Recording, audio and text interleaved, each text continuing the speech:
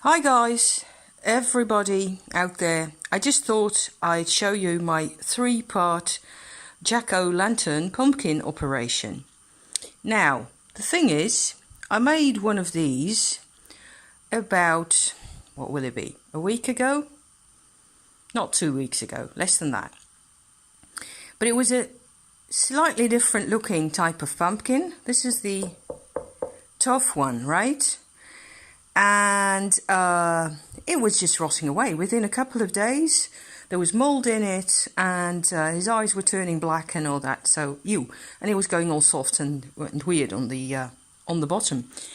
Now I remember, because I bought a new one, as you can see, because I just love this type of stuff. I will show it to you when it's finished.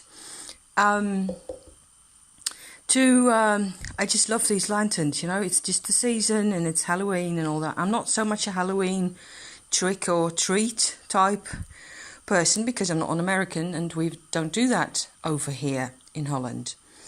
I'll show it to you when it's finished. But the bit is that the other one, I just remembered it was about this big, so it was slightly bigger than the other one and slightly paler, but still very much an orange color. The moment I stuck a knife into him, drops of juice, pumpkin juice, started to come out immediately. So at that moment, I should have thought, this isn't going to work, right? Because the humidity, the fluids, what do you call that? The juice inside will just make it rot. And these don't do that. These don't go all beady-eyed with, drops of juice. So that's part 1. Part 2 is bits of pumpkin right here. And, oops, there they are as well. To which I will add spices. Love spice, that's basically cinnamon and ginger mixed up with a tiny bit of nutmeg and what is it? Nutmeg and black pepper and cloves, yes, all in powder form, or preferably powdered by hand. That's even better. In the Indonesian mortar, which is that's a part in the house that I can't live without. If I have to move house and I have like 3 minutes and I forget this guy, I'm going to be miserable.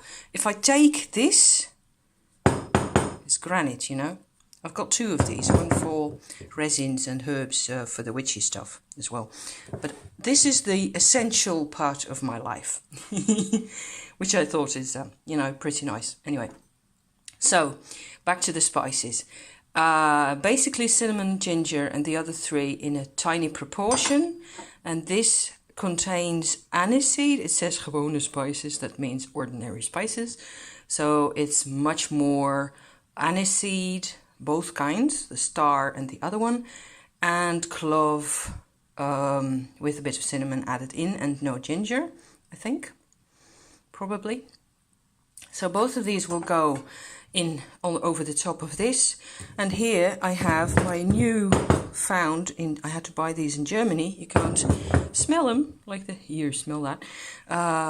Allspice, which I didn't have. So those will go over here, and with these and a bit of salt and maybe a bit of sugar, and the whole thing will go in the oven to bake for like half an hour or so.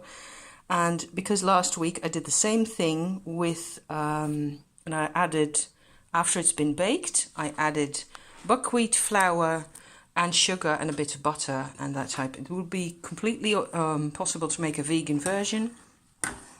And then I make cookies out of that, which are quite nice pumpkin cookies, right? So, yeah, I thought I'd share that with you anyway. This soupy stuff over here is actually my another attempt at getting the pips to clean out, because you want the weird sticky gooey stuff to come off, because inside the pips are the seeds and they're wonderful to eat as well. It's a shame to throw them away. So I'm boiling them with just a bit of salt. It looks fabulous, but it isn't. It's just toffee fibery stuff. I will strain this, and then I will see what happens, whether I can work with that, and maybe dry them outside. And then, yeah. So it's boiling away there for a bit, and I'll turn it off now, actually. So there you go. I will, this is phase 1 of the operations. I will probably do a phase 2 where you can look at the finished products of each. So thank you very much for watching. See you soon.